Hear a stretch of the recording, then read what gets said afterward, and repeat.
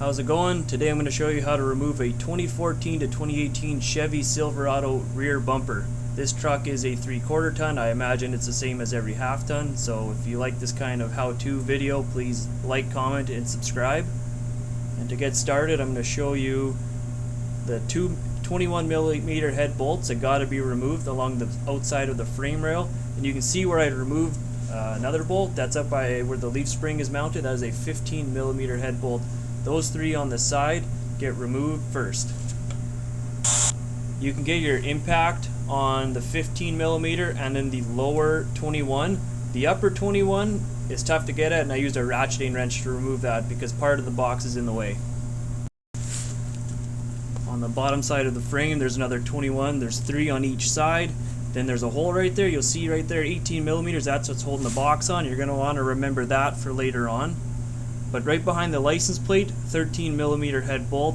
It's awkward to get to, but you can manage to get a ratcheting wrench. I use my Flex Head Maximum brand. I just picked up this set from Canadian Tire. I believe Maximum brand is just rebranded gear wrench. And then you can use your impact.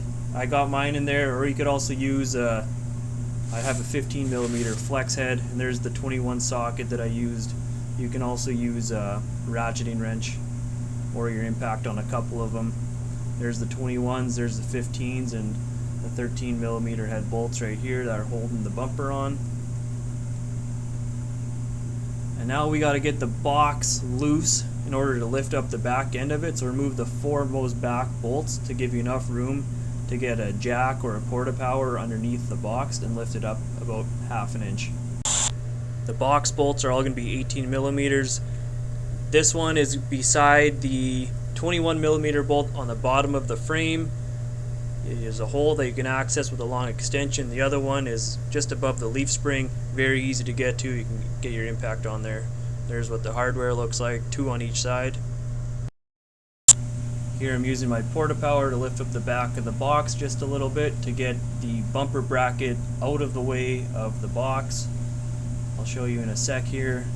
Right there where the 15mm head bolt goes, you can see how it sits up. That it gets in the way when you're trying to pull it out because it hits the back of the box right there. So to recap, each side has 2 18mm bolts on the box, 3 21mm bolts on the bumper, 1 13 and 1 15 to remove it. And then don't forget to unplug all your wiring, trailer and sensor wiring, and that should be it. So if you like this video of how to remove a bumper, just please follow along and subscribe, and I'll keep trying to make more how-to videos like this.